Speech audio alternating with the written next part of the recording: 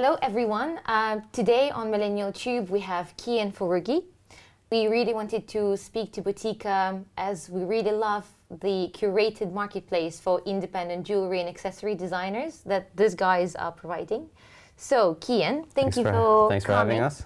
Thank you for coming. Could you in 20 words describe the business you're in, your business? Sure. Boticca is a content-led, global curated marketplace for jewelry, bags, and fashion accessories made by independent designers from all over the world. Curated content is something that we picked up on and is something which is a big part of your business. Can you talk to us a bit about your curation and how does it happen? What have you seen and what's the future? So, I think it's important for us to point out that we're built around a purchasing philosophy. We believe that when you're buying the precious things in your daily life, you should buy products that are well made, with a story directly from the designer or brand who made it. And everything starts from there at Boticca. Last year we actually launched a brand new content strategy that has really worked well for us. In the past our content used to be quite commercial. It was just product laid out with a clear call to action to go and buy. And we weren't really getting deep enough into the stories of the pieces and the designers behind them.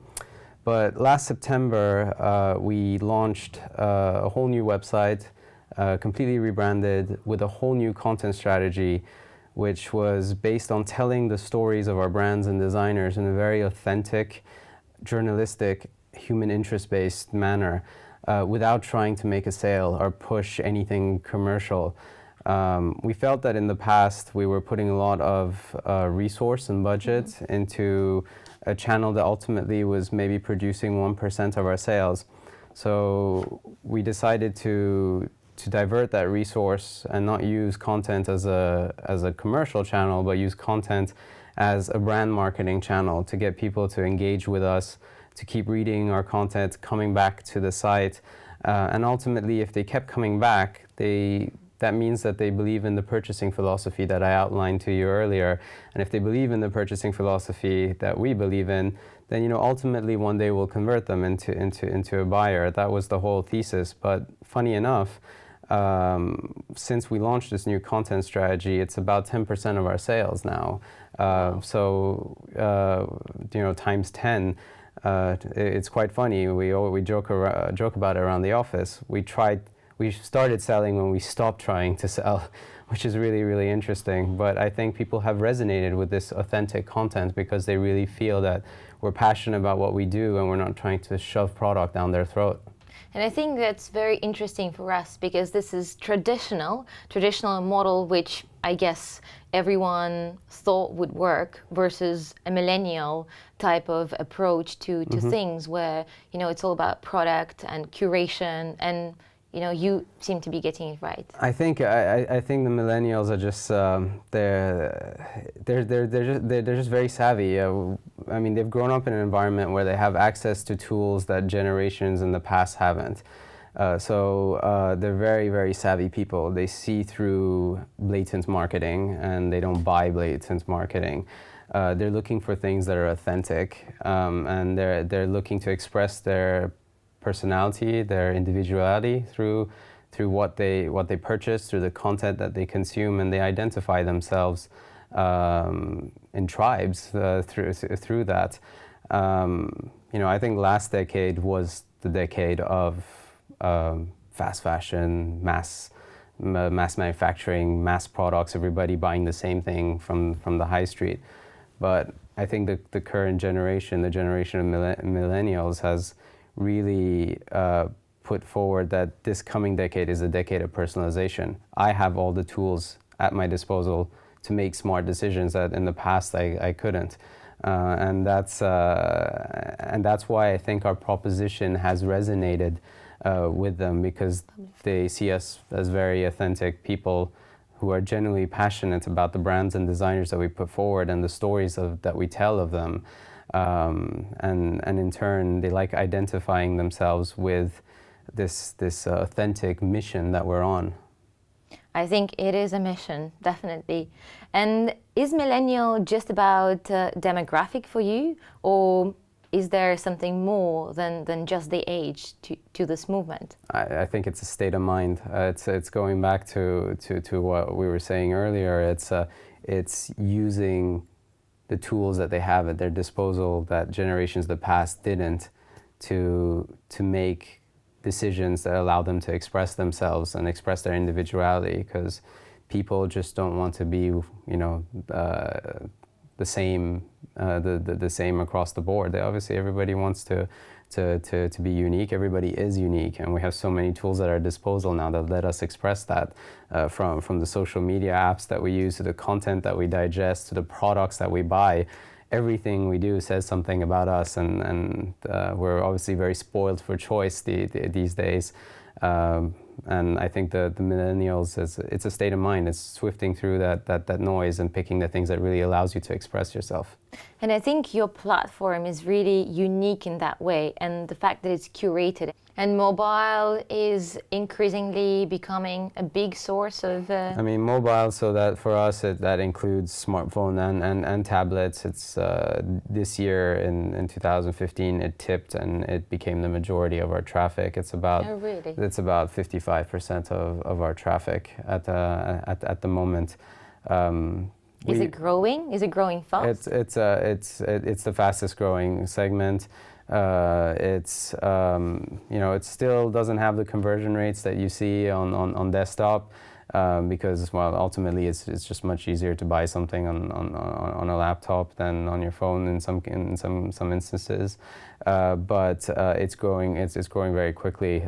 I think give it a couple of more years, and we're going to be talking about desktops only doing less than a third of traffic, especially for websites like ours, when selling these types of discretionary goods. But I think if you look at content sites, I mean, they've already tipped into probably 2/3 or more of their traffic coming from mobile.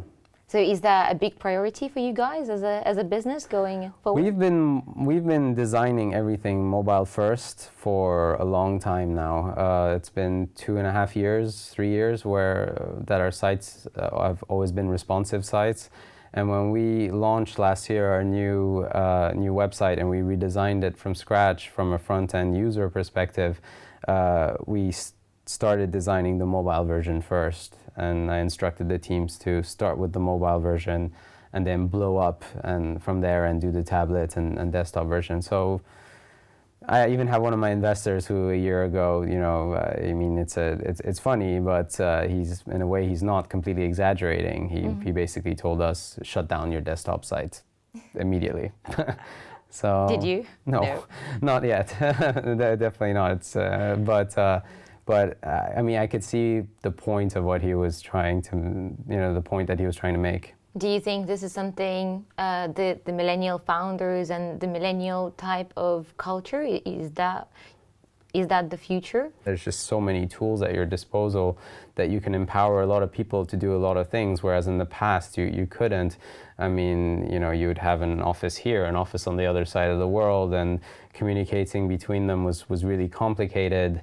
So I think, yes, definitely the tools and the generation in which we live kind of empowers people to do more than they could in the past, and has broken down the communication channels in a very positive way.